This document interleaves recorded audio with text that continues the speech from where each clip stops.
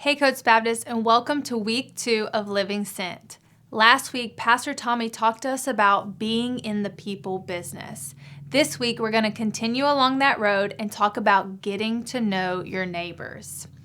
So the getting to know stage of any relationship can sometimes be very uncomfortable or awkward, especially if you don't have things in common with that person, or maybe your personalities just don't click.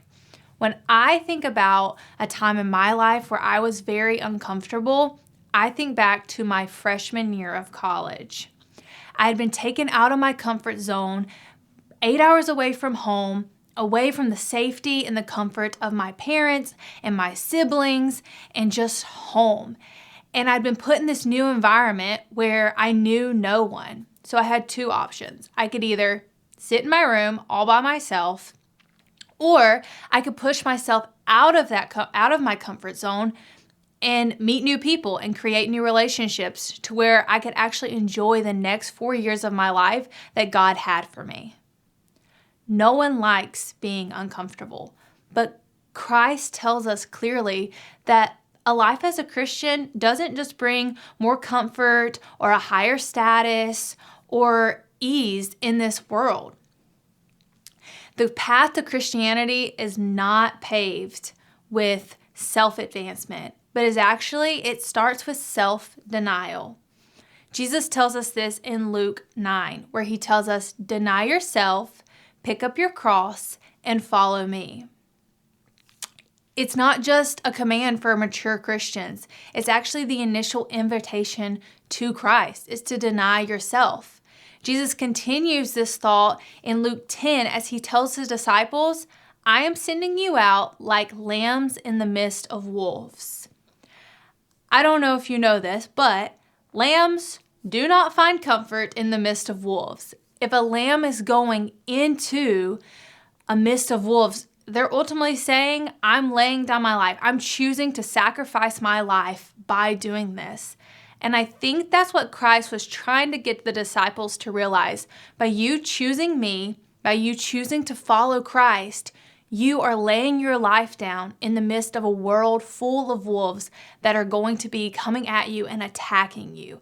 You're ultimately saying, "I'm going to choose the cross over the comfort of this world."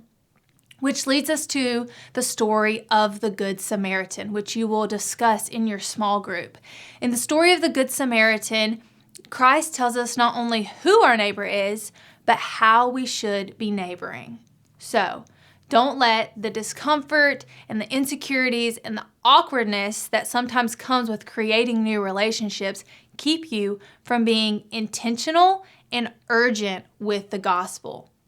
There are over 2 billion people in the world who have little to no knowledge of the gospel. Pastor Tommy talked about last week the creation of all things, how God created all things, but he really zoned in on the creation of man.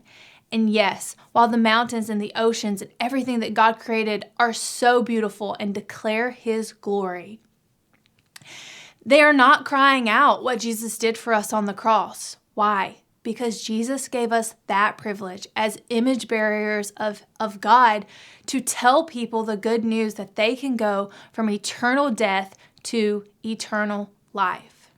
So if we're relating this all back to the missionary task, building relationships is the first step in the process of the missionary task, but getting to know your neighbor is the first step in building a relationship.